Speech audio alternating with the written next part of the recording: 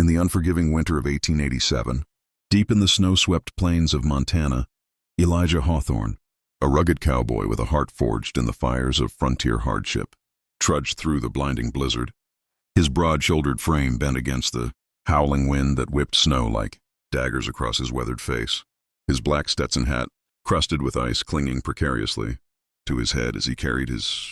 youngest daughter, little Amelia, barely 5 years old, wrapped tightly in his arms, her tiny body shivering uncontrollably beneath the thin wool blanket he had torn from their wagon's meager supplies, her breaths coming in shallow, ragged gasps that tore at his soul like the claws of a wild beast, while behind him his wife Clara, her long skirts heavy with frozen snow, her auburn hair matted and wild, desperately urged their other 2 children onward. Young Thomas, 8, and Sarah, 7, their small hands clutching the edges of the overturned sleigh that had once been their only hope of reaching the distant town of Billings before the storm swallowed them whole, the family's dreams of a new life on a homestead shattered by the sudden collapse of their horse under the weight of exhaustion and cold, leaving them stranded in this white hell where visibility stretched no further than an arm's length, and the temperature plummeted with each passing minute, turning their blood to ice and their hopes to despair. Elijah's mind raced back to the warmer days when he had first met Clara in a dusty saloon in Texas, her laughter like a melody that cut through the chaos of card games and whiskey shots, convincing him to leave the life of a wandering gunslinger for the promise of family and land. But now, as he glanced over his shoulder at her strained expression, her gloved hand reaching out to steady Sarah, who stumbled and fell face first into a drift, crying out in pain as the snow burned her cheeks, he cursed the decision to push north in late fall, ignoring the warnings of seasoned trappers about the killer blizzards that could bury a man alive without mercy, his own body aching from the frostbite creeping into his toes, despite the thick boots caked with mud and snow, the gun belt at his waist feeling heavier than ever, useless against this invisible enemy that was nature's wrath unleashed. The children were fading fast, Amelia's eyes fluttering shut as her lips turned blue, whispering faintly for her mother, while Thomas tried to be brave,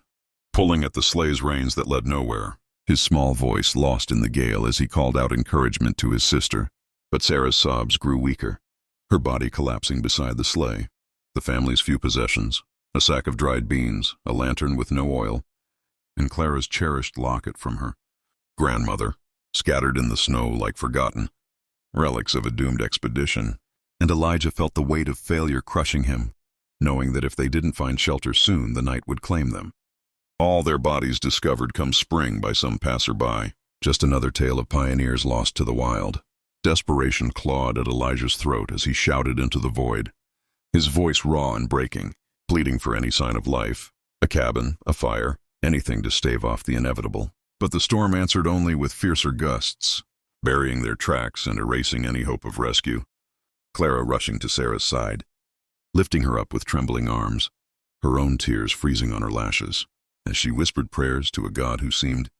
deaf in this frozen purgatory, the family's unity the only thread holding them together against the encroaching darkness. As hours blurred into an eternity of white, Elijah's strength waned, his legs buckling under Amelia's limp form, forcing him to set her down gently beside her siblings on the sleigh's remnants, huddling them all together in a pitiful attempt to share body heat.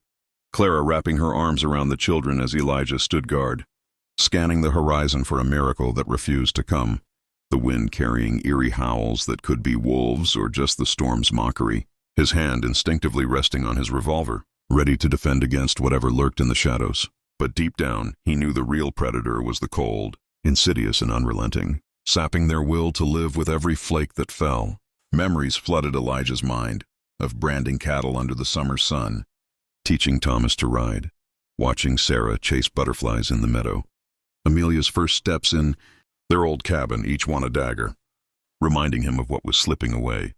And in that moment of utter despair, as the children's breaths grew fainter and Clara's eyes met his with a silent farewell, a faint glow pierced the blizzard's veil, not the sun, but something warmer, steadier, like a lantern's beacon from a distant structure, igniting a spark of hope in Elijah's chest that propelled him forward, shouting for his family to hold on just a little longer. though doubt whispered that it might be a hallucination born of freezing delirium. Pressing on, the glow grew stronger, revealing the outline of a small cabin, smoke curling from its chimney like a promise of salvation. But as they neared, exhaustion claimed them, the children collapsing fully now, their tiny forms still and pale, forcing Elijah to drag them the final yards, pounding on the door with frost-numbed fists, his voice a hoarse cry for help, only to have it swing open to reveal a mysterious woman, her face shrouded in shadow, her presence as enigmatic as the storm itself, her eyes holding secrets that could either save or doom them. And in that threshold between life and death, the cowboy's family teetered on the edge, their fate now in the hands of this stranger who emerged from the white abyss like a guardian angel, or perhaps something far more perilous. The mysterious woman, cloaked in a heavy fur-lined coat that seemed woven from the hides of ancient beasts, her silver hair cascading like moonlight over her shoulders, her eyes a piercing green that held the depth of forgotten forests, stood in the doorway of the cabin, her expression unreadable as she took in the pitiful sight of Elijah and his family, collapsed at her threshold, the blizzard raging behind them like a vengeful spirit unwilling to release its prey. And without a word, she stepped forward, her movements graceful yet commanding, lifting Amelia from Elijah's arms with surprising strength for her slender frame, carrying the child inside where a roaring fire crackled in the hearth, casting warm golden light that chased away the shadows of death, beckoning the others to follow as Clara, tears streaming anew, helped Thomas and Sarah stagger in, the door slamming shut against the wind's fury, sealing them in a sanctuary that smelled of pine and herbs. The woman's voice finally breaking the silence, soft but firm, instructing them to strip off their frozen clothes and wrap in the thick blankets she provided from a chest by the wall, her hands moving swiftly to brew a steaming potion from pots simmering on the stove, a concoction of roots and leaves that filled the air with a healing aroma, forcing it gently between the children's lips, watching as color slowly returned to their cheeks, their eyelids fluttering open with weak but grateful whimpers, while Elijah, wary yet desperate, kept his hand near his gun, questioning who she was and how she came to be alone in this remote wilderness. But she only smiled faintly, her name revealed as Alara, a wanderer who had claimed this cabin years ago, after her own losses to the frontier's cruelties, her story unfolding in fragments as she tended to them, speaking of a past as a healer among the native tribes, banished for reasons she wouldn't disclose, her knowledge of the land saving countless lives before, and now perhaps theirs. As the night deepened, the family warmed by the fire. Alara's tales wove a spell of intrigue, describing visions in the snow that guided her to prepare for visitors, her mysterious aura growing as she revealed poultices that mended frostbitten skin, almost miraculously, her touch gentle on Sarah's brow, easing the fever that had taken hold, while Thomas, wide-eyed, listened to her whispers of ancient spirits that guarded the plains.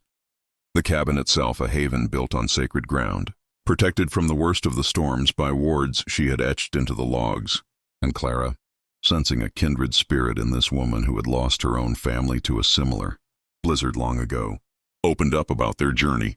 the dreams of a ranch where the children could grow free, the hardships that had driven them from Texas, drought, outlaws, and now this merciless winter, Alara nodding knowingly, her green eyes reflecting the flames as she shared secrets of survival, teaching Elijah how to read the wind's patterns and forage for hidden edibles beneath the snow, her presence transforming their despair into tentative hope, but not without shadows. For in the quiet moments, Elijah noticed strange symbols on her walls, artifacts that hummed with otherworldly energy, whispering doubts about whether she was truly a savior or something more arcane, perhaps a witch of the wilds as the old-timers' legends spoke of, women who bargained with nature for power at a price. Yet as the children regained strength, laughing weakly at Alara's stories of talking animals and hidden treasures in the mountains, the family bonded with her, Clara helping prepare a hearty stew from Alara's stores of dried meat and roots, the flavors bursting with life that revitalized their bodies and spirits. Elijah finally lowering his guard, enough to share his own burdens, the guilt of leading them into danger, the fear of failing as a protector, and Alara, with wisdom beyond her apparent years, assured him that true strength lay in vulnerability, in accepting help when the world conspired against you, her words like balm on his wounded pride, leading to a night of uneasy rest where dreams mingled with reality. the storm outside abating as if commanded by her will. Dawn broke with a fragile sun piercing the clouds, the snow glittering like diamonds, and Alara revealed her final gift, a map to a fertile valley nearby, untouched by settlers where they could build their homestead safely, but with a warning that the land demanded respect, or it would reclaim what was given. Her departure sudden, as she insisted they take her supplies and horse, vanishing into the thawing wilderness like a ghost, leaving the family forever changed, their survival a testament to the mysteries that dwelled in the untamed West. Years later, as the Hawthorns prospered on their ranch, tales of the mysterious woman spread, inspiring Elijah to pass on her lessons to his children, who grew strong and resilient, always remembering the night a stranger's grace pulled them from the brink, a story that bound them tighter than blood, reminding them that in the harshest trials, salvation often came from the most unexpected sources, and as they sat by their own fire, retelling the saga, they felt her presence lingering, a guardian in the wind,